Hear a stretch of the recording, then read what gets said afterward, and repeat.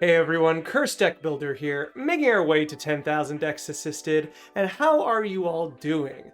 I'm still reeling from the grief ban in Modern. My newest deck has taken quite a hit, but otherwise, I hope this summer coming into fall has been going well. We've got a really fun deck here of Ravos Sakashima. This is a Esper aggro deck that comes from Chronically Ill MTG, and one that I find to be very unique and very fun.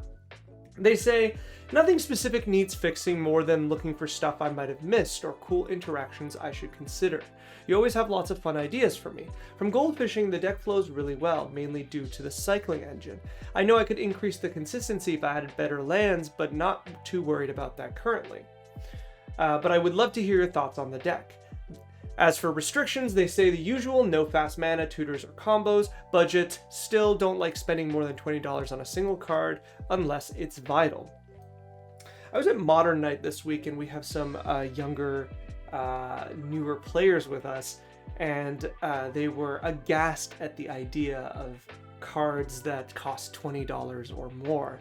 And in a format like competitive Modern, my goodness, what a nightmare. So I do enjoy having that restriction of in Commander making cheap decks. It's a lot more fun if you ask me. But all that aside, let's go looking at the commanders and let's see what makes this cycling deck, this cycling aggro deck, tick. If you'd like to take a look at the deck list we're talking about today, or if you'd like to submit your own deck list to me so that I can make a video assisting your deck, please check the video description down below. We've got a fun partner pair today, and let's look at them one at a time, with the first one being Ravos Soul Tender, who I would say is the main partner out of the two. Ravos is a 5-mana black-white human cleric with flying, with two main abilities. The first one being that other creatures you control get +1/+1, and then the second one that says at the beginning of your upkeep, you may return target creature card from your graveyard to your hand. Ravos is our main commander because, well, our second commander is meant to clone it, but also because those two abilities are what makes the deck tick. The first part is because we are an aggro deck, a Anthem, and especially a copied Anthem, is particularly strong. And the second part is we are a cycling deck, throwing our cards into the graveyard repeatedly, and Ravos, and every copy of Ravos, will allow us to buy back another card that we have cycled. And our other commander, Sakashima, as mentioned before, is really meant to just enter the battlefield and become a copy of Ravos. But of course, Sakashima can be a copy of any other creature you control, only your creatures of course, but still a very powerful ability. A nice little commander that I think, if you've never played with Sakashima, the amount of things you can do with a clone in your command zone and access to up to 2 other colors is pretty impressive, and there's a lot of fun you can have. Looking at the deck itself, I'm just generally very impressed. As one can see at a glance, we have a very high number of generally cycling creatures. Notably, Chronically Ill MTG has noted them for their mana cost as cycling, especially for the cards that they don't really expect to cast at any time.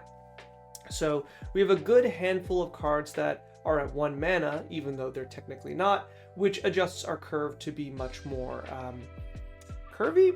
I don't know about that, but still, very, very nice start here. We can see also we've got 37 lands, +1 with MDFC, which is a really nice number. And as we go back to the curve one more time, I really do like how it goes. It kind of tops off at Vanquish the Horde, as we know that can be as cheap as 2 mana. And 7 mana for our Sarah's Emissary, which from what I assume we are looking to cheat into play, but we don't really have a lot of means to do so, which we will get to otherwise. Chronically Ill MTG mentioned that their main game plan is to go wide and have cards like Selfless Savior, not Selfless Savior, sorry. Where is our flying? There we go, Selfless Spirit, that we can sacrifice turn after turn to protect us from board clears and removal, and pick them back up from Ravos, again, to get further, to play it again and just have constant protection, which is nice. Specifically, it does not stop exile effects or bounce effects, but it's still very, very powerful. So when it comes to cuts, I only have a few that really catch my eyes, cards that I don't particularly like. They're almost universally higher mana cards because generally I am quite impressed with all of the fun things we can do. So let's go through them. Starting through sorceries, Cleansing Nova stands out as being probably one of the weakest cards in the deck. Not only is it generally unfavorable for an aggro deck to wipe the board, the fact that it is modal in the worst ways, because you would love to pick 2 of 3, but you can only either destroy artifacts, enchantments, or creatures, makes it very clunky. Now you might say cursed. There are a lot of Selfless Spirit style effects in this deck. Doesn't this mean that we can, give our creatures indestructible and then cast this and destroy all our creatures, destroy all other creatures than our own? Yeah, I do think so. But why wouldn't Wrath of God be good enough for that, is what I would argue. So for me, that extra mana, the extra pip right there that makes it also at the same mana cost as Ravos, could just be Wrath of God instead, and then you could play Damn, Wrath, which I do really like the synergy. And for me, like when I'm feeling in flavor, I like to run Damnation, Damn, and Wrath of God all in the same deck because I just love how you can spread them out and they have that very similar art and very similar vibe. So Cleansing Nova is an easy cut for me. Vanquish the Horde as well, but I do like the fact that it's considerably less mana, and the combo of having like Selfless Spirit in hand because it's been returned there, and then casting Vanquish adds up to 4 mana sometimes, which is a lot better than even Selfless Spirit and Wrath. So I like that a lot more, so Vanquish can easily stay. I think it's edgy if it is the black and white version. I can't believe they did this. Sometimes I look back that they made this black and white version of these 2 sets, and I just mind blown. The instants are all very, very nice. The Indomitable, I have to assume there is some kind of affection for this card because I don't particularly like it in any ways at all. One, we just do not have the means to discard this easily, and the main benefit is to put it into the graveyard. So, and also, like, we are not going to be able to meet that most of the time. The Crew 3 for a 6/6 trample, it just feels kind of not interesting to me. So we're really just playing this for this text here. Wherever a creature you control deals combat damage to a player, draw a card. And we already have Reconnaissance Mission. So the question becomes, Reconnaissance Mission, which is obviously like tailor fit for the deck with cycling itself, is the best one. Do we really want a second version of this ability? And I think the argument can be yes, but we have better options. When it comes to Commander, generally I tend to find that enchantments are safer than artifacts most of the time, so this being an artifact, I take it already as kind of a problem. But if you really ask me, the versions of these cards that I like more are the ones that are attached to creatures. And though this isn't a direct one, we already are playing Rafine, which is pretty close to be the best version of this kind of ability for this deck. So if we're already playing the second one, and even after that, if we could play some of the other blue creatures that do this, do we really need the Indomitable? And to me, the answer is clearly no. And I think I'd like to cut it for sure. Looking through our creatures, there's a few here that I can kind of see as being the weaker of the group they're in. So for example, if we go to Imposing Vantasaur, this is by far probably one of the worst cycling creatures in the deck. It has a very good cycling cost, but it doesn't have, any meaningful thing to ever cast. It's too much mana, it doesn't have any good abilities, and if you can cheat it into play, you're not going to be too impressed. Whereas something like Striped Riverwinder is much better, even though more restrictive in its cycling. I'm just now realizing that you aren't playing the Trolls. The Troll and the Eagles, because they're both creatures. So from Lord of the Rings, it would be the Troll of Khazad-dûm, and then the Eagles of Something. These are both I believe they're both 6 mana and up creatures that you can pay 1 mana to cycle for a basic swamp, for a swamp or for a plains, which of course will grab things like Godless Shrine, Hallowed Fountain for the plains, etc., etc. So those feel notably missing here, and I didn't even notice because I just assumed they were in here. So please play those. So that seems a little weak. Sorry, going back. Winged Shepherd likewise feels a little weak, but it is still nice to have these effects. Ethior I think is fine. Going down here to a little lower though, where is Selfless Samurai? Also feels weak because this is, so you give something indestructible, and it has this first clause that doesn't really do anything. And to me, this is going up against Selfless Savior, which I think is just better. And if I read that flavor text, it'll make me sad, so I won't. But I don't think you need another version of the single saving card. Like, obviously we have down here, where is Boromir? Boromir is very, very good as well. It's more mana than Selfless Spirit, but it's fine because it protects your entire board. I just don't see that at the same level when we have a 2 mana effect for a 1 mana card that only protects one other card. I don't really like it. I think this could easily be cut. Guardian of Faith, I also don't particularly like, mainly because this isn't the same thing as the others. The others have this really strong benefit of being able to not require mana to work. So this one requires you to hold up mana. And don't get me wrong, holding up mana is really easy in this deck because you're constantly like representing the ability to cycle. And that's really, really good. But even then, this is 1 white, so it's quite a lot of mana. The other things you'd be holding up, like removal, also kind of get in the way of this. You have some flash creatures here and there. So like, this is a lot of mana to hold up for an ability that's just kind of okay. And honestly, if this was the only kind of protection spell for your creatures in your deck, I think I wouldn't blink at it. But because you have so many better versions of this, this just doesn't stand out. Now, what's interesting about this is it doesn't phase itself out. So you can use this as a weird rattlesnake where someone attacks you, you cast this, phase out other creatures, and then you block with this and it dies.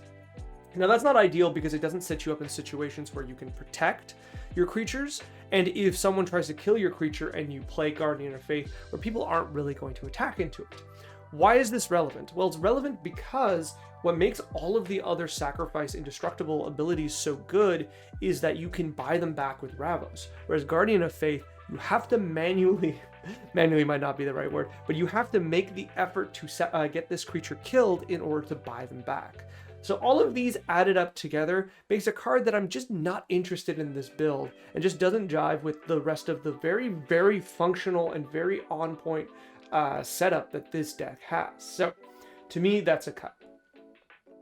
Coming to the higher parts,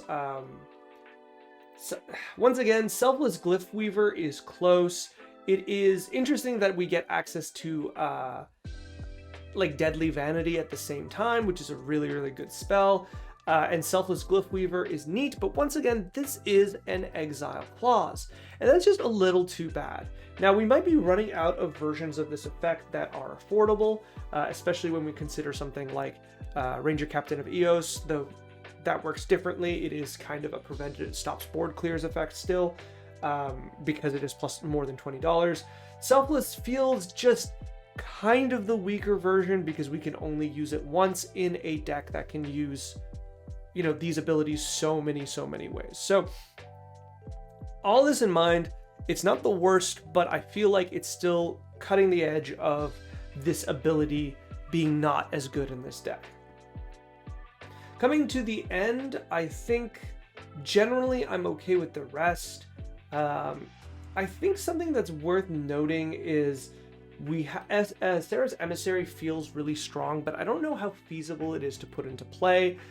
We definitely need more ways to cheat cards into play, and we can't even really discard that card. So with that in mind, it's kind of tricky for me to understand what we're going to do to play that outside of fairly. Like, we've got Ledger Shredder and Malcolm for sure, and is that generally it? I think that's, I guess, Rafine, and we can generate some treasures, but all that to say, we're still kind of fairly playing Sarah's Emissary most of the time, and we don't have a reanimation spell, wait till the additions, to get it out there. So to me, at this current build, I'd probably like to cut it. Okay, let's go into additions, because I've got some stuff that I think is really neat. Not all the same power level, but neat nonetheless. So let's start with Sneaky Snacker. Sneaky Snacker is a card I really, really like. Once again, in this current build, it's kind of hard to put into the graveyard fairly. Like Sarah's Emissary, we have to have this usually killed for it to go into the graveyard. But on the other hand, Sneaky Snacker is a very, very good attacker. You play it, it's a 2/1 flyer, it attacks every turn, and with Anthems, it gets better and better. Once it dies from board clear or blocking, it becomes incredibly easy to put back on the battlefield. The drawing a third card a turn with so much cycling in your deck is very, very easy because it just requires 2 cycling, something you would be doing anyways. And that's not including things like Ledger Shredder and the like that can otherwise also take advantage of drawing you extra cards, Rafine as well. Just a very, very good card.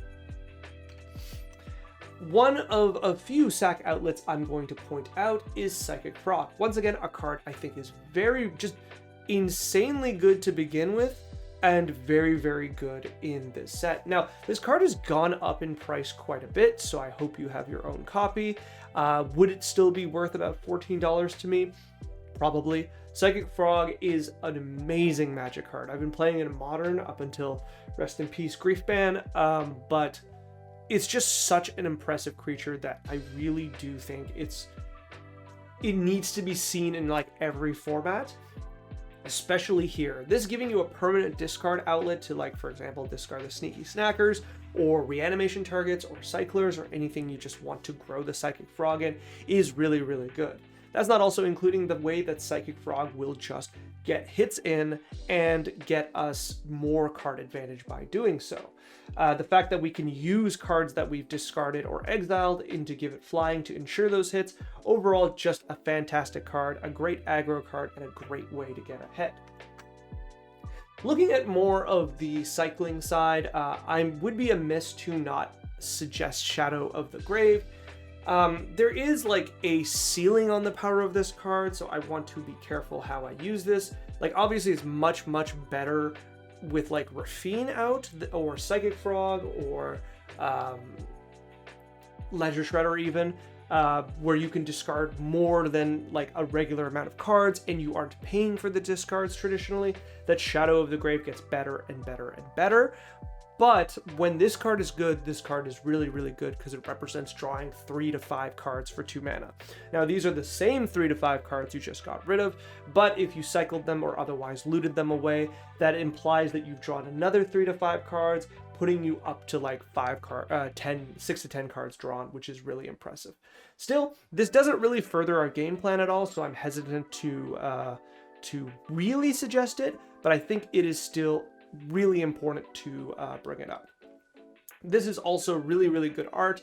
Obviously, a very big reference to Death Shadow, almost to the point that you wonder if they were going to reprint Death Shadow with this art and they changed their mind, because my goodness, does it feel similar. I'm going to be jumping around a bit. I didn't realize this was here. This was supposed to be later, but Invasion of Gobekon is a very good aggro card that I think this deck could really, really benefit from. Now, it is on the backside another one of these sacrifice give indestructible abilities. It is not a creature, so you can't buy it back. Still, it is a very, very good card on both sides. The first side being obviously that you exile, a board clear or another card from what you deem to be most threatening or most powerful opponent. And then it is very, very easy to break the siege. Remember, you do not have to give the siege to the person you pick for the effect. And then when you flip it, your creatures will turn after turn every time they attack get +1/+1 counters, which is really, really relevant and I think very meaningful in a deck like this. So this is a card that kind of sticks around $5 to $6, and I think it's just very, very good. And if I'm playing white aggro in any means in Commander, I like a copy of this card. Going back to discard, here's one that I think you absolutely should play, Oversold Cemetery. This is a card that also has a recent black border print, which I really, really like, from Dominaria Remasters, but I do really like this art. This card is good. I think this card is slept on a little bit, and I hate saying things like that because it feels like I'm taking a shot, but I'm really not. I just genuinely think this is a good card. If you are playing a deck that can regularly mill itself or put cards in the graveyard, and you are creature-based while doing that and not like a spell-based deck, you are basically guaranteed to draw an extra creature from your graveyard every upkeep. And considering that this is the effect you want from Ravos, having an additional copy of this at 2 mana is really, really good. Now, the 2 mana is somewhat deceptive when it comes to how fast you can play this, because realistically, you cannot take advantage of this ability until you hit, let's say, turn 3 or 4 earliest, right? More reliably turn 5 or 6, because you probably don't want to take the turn off to do this ability. But once you hit that kind of ceiling, or that threshold, I should say, Oversold Cemetery becomes really, really good and can really pay for, its 2 mana cost quickly. So this is a card that really, really catches my eye, and I think you should play.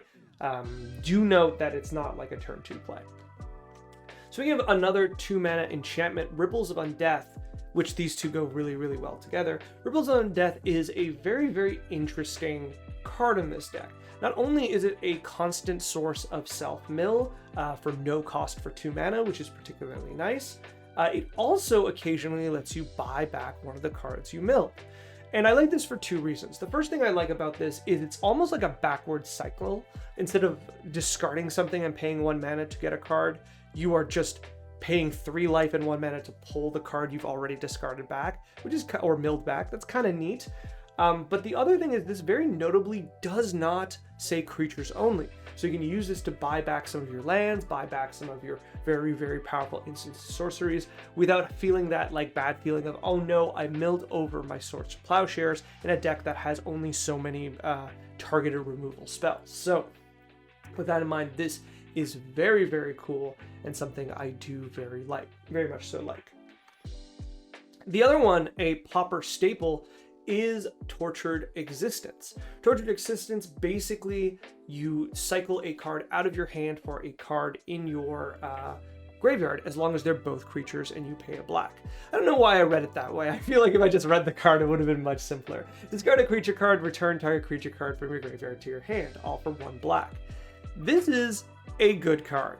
This is a stupidly, stupidly good card once your graveyard is big enough, especially when you can trade your cycling cards, which you would have cycled anyways, for, let's say, Esper Sentinel, for, let's say, Selfless Spirit, to immediately get it back, right? This is just really, really powerful. I will note a number of cards I've suggested or will be suggesting are black, and black currently is the lowest color of the 3, so there might be a requirement to change the mana base, as Chronically Ill MTG did bring up, but this is very heavy in black mana if you want to use it multiple times a turn. But if you've only got a few things, how many times have I used but in that sentence? If you don't plan on constantly using this, the mana base doesn't have to change so much. But if this is all, however, if you change your mana base, you won't have any problems. All that to say, this is a very, very good card, and I think it works very, very strongly in this deck. Victimize is here just to kind of represent reanimation. I'll let you decide to what degree you want to play it. I think it's just notable that you are playing no reanimation in a deck that I think very easily gets to play reanimation. Now, I'll leave this up to you. This could be as easy as playing 1 single reanimate or 1 single persist, or it can be something like playing one of the creatures like young Necromancer or something else that just reanimates on ETB. That could be really fun. Any of these abilities will just kind of allow you to do something else with all the cards you cycle. That 3/6 Vigilance dinosaur gets a lot better when you can reanimate it into a, 1 mana 3/6 granted 6 life kind of situation. And that's not even including things like the Eagles or the Troll, which represent really much stronger creatures to reanimate. I think this is the last one. I could be wrong, but Mockingbird is definitely a card recently that I've been looking at that has really caught my eye. And I think in a deck like this, where you have access to clone effects and you have access to really good cheap creatures, Mockingbird just represents a very strong mix of the two. Sometimes this will be the copy of Ravos that you need, but I think a lot more reliably, this allows you to like turn to Esper Sentinel and then Mockingbird for a second Esper Sentinel. And that's going to skyrocket you into the mid game while your opponents have to try to figure out how to stop you. And that's really strong. That's not even including the mid stuff where you can just play Mockingbird as a copy of Selfless Spirit, sacrifice it and get it back while holding the original Selfless Spirit on the battlefield. I think overall this is the slam dunk for the deck, and I think this and probably Oversold Cemetery are some of the best cards. And then if you can afford Psychic Frog would be the best after that. Just really cool cards and very impressive abilities. And that's it for my additions. This deck looks like so much fun to play. I think when it is working, which is really easy to do because a quarter of the deck cycles, and that's just very good at getting you through your deck, it feels like it would be very strong. I think the additions I'm suggesting will make it stronger, but after that, the next step is really figuring out what final power level you want to land on, because once again, you are playing Fierce Guardianship, Flare of Denial, Esper Sentinel, and you Grand Abolisher, though you're not playing I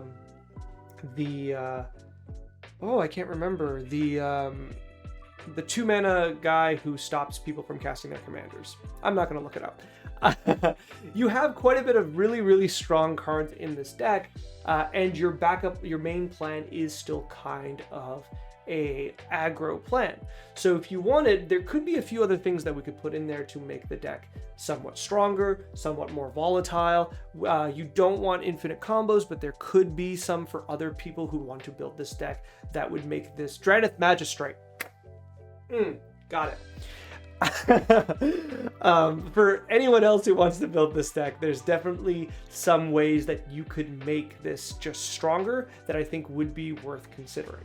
However, as it is, as what I would consider a 7, this is definitely a 7+. This is definitely closer to an 8. As an 8 power level deck, I think it's doing really well. Thanks so much for sending. Thank you so much for watching. Good luck. This video is brought to you by viewers like you and people on my Patreon. If you'd like to send me another draft of this deck, or any deck, there is a link in the video description down below. And if you'd like to make your deck one of my donation decks I work on, there's a link there too. Finally, if you'd like to like, comment, subscribe, I would be very appreciative. It helps the channel quite a bit. Thank you, and good luck in brewing and building.